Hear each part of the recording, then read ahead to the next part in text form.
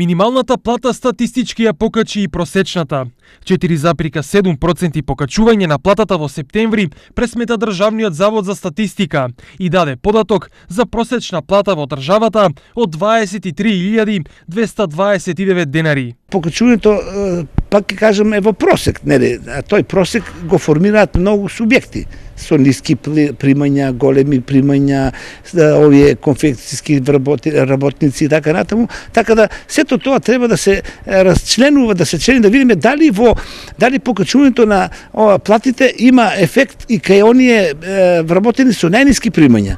Тогаш можеме да кажеме дека е тоа позитивно. Покачувањето се должи пред се на зголемувањето на просечната месечна исплатена нето плата по вработен во секторите уметност, забава и рекреација за 32,1%, преработувачка индустрија за 9,8% и рударство и вадење на камен за 9,2%. Во преработувачката индустрија во однос на претходниот месец, најголемо покачување е забележено во производството на кожа, каде од 12.508 денари платата во септември е покачена на 14.002 денари, а во текстилната индустрија од 13.484 достигна 14.208.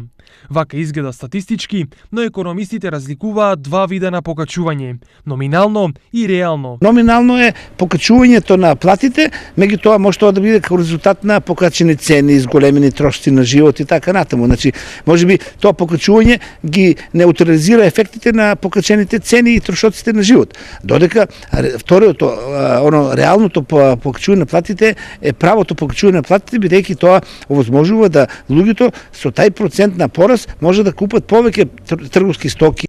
Од тука колку според граѓаните статистичкото покачување на платите е и реално, односно дали стандардот на народот е поголем. Што покачено, ништо не е покачено.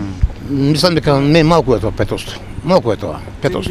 Со стандард ако се рачуна тоа многу малку е. Абе не е баш реално, но штом се качува, добро е. И 5 динара, и 10 динара посто, штом качува, добро е. А иначе не е реално. Од тога ја одихме у продавница, пуни ми ташната, со 500 динара, сега со илдарката, со 800 динара, 30% покачени, не може да ја пуниш ташната. Инаку и со последното покачување на платата, македонската е меѓу најниските од земјите на некогашна Југославија. Зад нас е само Србија со плата од 370 евра. Пред нас се сите останати.